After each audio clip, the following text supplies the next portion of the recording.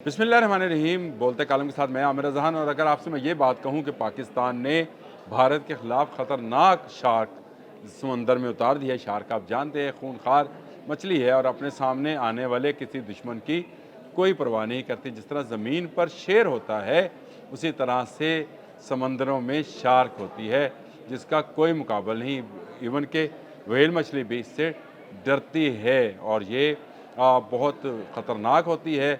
लंबे दांत होते हैं और ये दांत हमने इस वक्त गाड़ लिए हैं भारत की पुष्ट पर, यानी भागते हुए भारतीय नेवल जो हैं उनकी पुष्ट पर गाड़ दी है। जी हाँ, बिल्कुल, ये मैं कोई अनहोनी बात नहीं कर रहा। पाकिस्तान ने जो है तीसरी आबदोज़ जो है जो कि हंगूर क्लास की थी उसको समंदरों में उतार दिया और उसकी इफ्तिताई तकरीब जो है उसका इनेकाद हो गया है। ये बड़ी खुशाइंद बात है और इसको नाम दिया गया है मैंग्रोव। मैंग्रोव जो है ये सिंधी ज़ुबान का लफ्ज़ है जिसका मतलब शार्क का है। जो मैं आपसे बात कह रहा था कि हमने शार्क उतार दी है, तो यही शार्क है जो भारतीय जहाज़ों को और भारतीय बंदरगाहों का शिकार करेगी। अगर वो हम पर हमलावर होंगे तो यही शार्क हमारी हिफाजत करेगी। इस मैंग्रोव की जो इफ्तिताई तकरीब है, ये तीसरी हंगोर क्लास आबदोज़ PNS M मैंग्रोव की लॉन्चिंग की तकरीब थी। वुहान चाइना में हुई।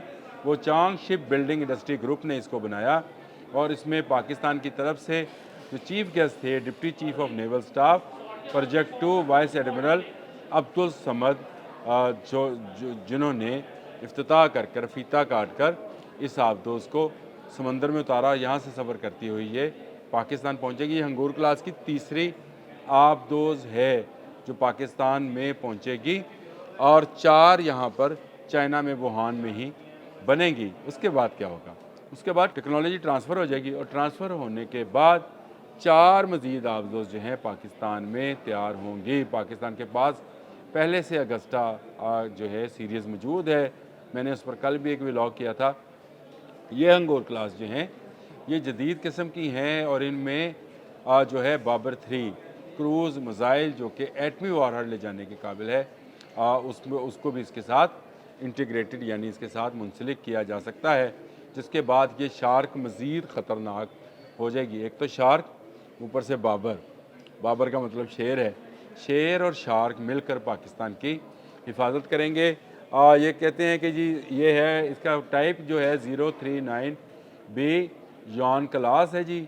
8 आबदोज़ें पाकिस्तान बननी है टोटल पाकिस्तान के लिए, 4 चाइना में और 4 पाकिस्तान कराची शिप यार्ड में बनेंगी, जिसके ज़रिए टेक्नोलॉजी है ट्रांसफ़र। आपको पता है पाकिस्तान JF-17 थंडर भी इसी तरह लेकर आया और उसके बाद पहला तो जो JF-17 था जो क्लास 1 का था, या जी फर्स्ट जनरेशन का था, वो पाकिस्तान ने चाइना से लिया, टेक्नोलॉजी ट्रांसफ़र हुई। फिर उसके बाद ब्लॉक 2 पाकिस्तान में बना और अब जदीद तरीन जो है ब्लॉक 3 बनने जा रहा है।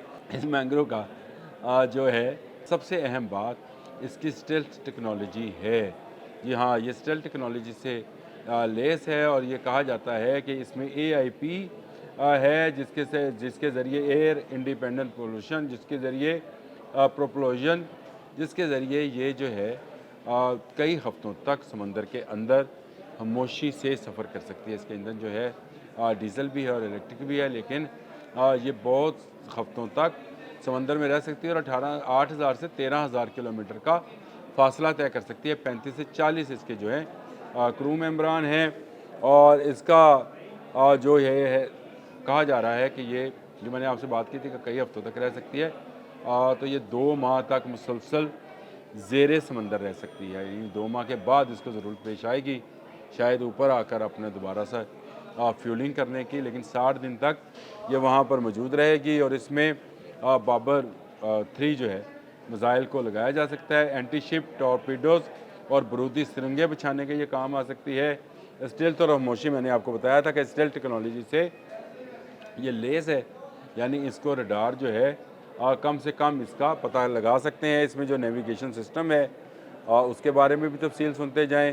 सोनार सिस्टम दुश्मन आबदोज़ों का जहाज़ों का जो है पता लगाने के लिए मौजूद है। इसमें इलेक्ट्रिक वारफेयर, दुश्मन के सिग्नल्स को पकड़ना और जाम करना, ये सिस्टम इसमें लगाया गया है। नेविगेशन जो है इसकी GPS plus inner shell system, इसके अंदर जो मिसाइल्स फिट होंगे वो इनर शेल होंगे, वो बाहर नहीं लगे होंगे, और यानी उनको भी पकड़ना मुश्किल होगा। और पाकिस्तान के लिए ये बड़ा ज़रूरी था कि कुछ ऐसी आबदोज़ें पाकिस्तान के पास हों जो लंबे तक अरसे तक ज़ेरे समंदर रह सकें और पाकिस्तान को सेकंड स्ट्राइक जो है मुहैया कर सकें। सेकंड स्ट्राइक से मुराद ये है कि पाकिस्तान ज़मीनी ऐसे मिसाइल रखता है जो एटमी हमला कर सकते हैं, लेकिन दूसरा जो सेकंड स्ट्राइक है वो ज़ेरे समंदर इस आबदोज़ के अंदर मौजूद होगा, यानी बाबर 3 जो भारत के किसी भी शहर को और किसी भी बंदरगाह को निशाना बना सकता है। तो ये बड़ी अहम बात है। 15 अगस्त जिस दिन ये सारा अपना जश्न आज़ादी मना रहे थे भारतीय, उस दिन पाकिस्तान ने ये आबदोज़ जो है समंदरों में उतार दी, और मैंने आपको बताया उसके लिए बड़ी शानदार तकरीब का इनकाद किया गया। और तीसरी है, चौथी बनने जा रही है, बन रही है। जब ये मुकम्मल हो जाएगी तो पूरी की पूरी टेक्नोलॉजी है ट्रांसफ़र कर दी जाएगी। इस वक्त हमारे इंजीनियर्स और हमारे जो बहरिया के जवान हैं वहाँ पर मौजूद हैं और सारी आबदोज़ों को ना सिर्फ बनते हुए देख रहे हैं बल्कि इस टेक्नोलॉजी को अडॉप्ट भी कर रहे हैं, ताकि हमें फिर पाकिस्तान में जब हम 4 आबदोज़ें तैयार करें तो इसमें हमें किसी भी किस्म की कोई जो है वो ज़रूरत ना पेश आए। PNS अंगोर चीन में तैयार की गई थी। इसमें जो है इसमें हैबत भी एक हैबत है, एक मैंग्रो तो अब बनी है 2025 में। 2024 में अंगोर थी, हैबत थी, 2025 में ही इसके लॉन्च किया गया था, और 2025 में ही जो है मंगोर की है। अब 5 आबदोज़ें जो हैं इसकी बाकी रह गई हैं, जिसके बाद पाकिस्तान जो है उसमें उसकी आबदोज़ों की तादाद टोटल 13 हो जाएगी। और ये टेक्नोलॉजी आने के बाद आप 13 से भी बढ़ा सकते हैं, लेकिन हमें क्या ज़रूरत है जब हमारे पास बाबर 3 है, और बाबर 3 एटमी वॉरहेड ले जाने वाला मिसाइल है। हमारी तरफ कोई एक कदम बढ़ाएगा तो हम उसका कदम वहीं पर गाड़ देंगे, यानी उसको वहीं पर रोक देंगे। भारत पहले भी समंदर के रास्ते आने की कभी जुर्रत नहीं करता है। आप उसकी तारीख उठा के देख लें, अभी तक तो वो समंदर के रास्ते कभी हमारे सामने नहीं आया। जब भी आया है उसने मार खाई है। और अगर आपको इसका अंदाज़ा करना है तो आप बाकी जो पिछली जंगें गुजरी हैं उसमें भी कर सकते हैं कि समंदर के रास्ते भारत ने कभी जुर्रत नहीं की। उसको पता है कि पाकिस्तान बहरिया किस जज्बे और किस टेक्नोलॉजी की हामिल है, तो वो इसको किसी जगह पर भी मार सकते हैं। पाकिस्तान के लिए बड़ी खुशखबरी है, और पाकिस्तान के लोगों के लिए कि पाकिस्तान के दिफा के लिए खूनखार शार्क जो है वो मौजूद है, जिस पर एक शेर सवार है।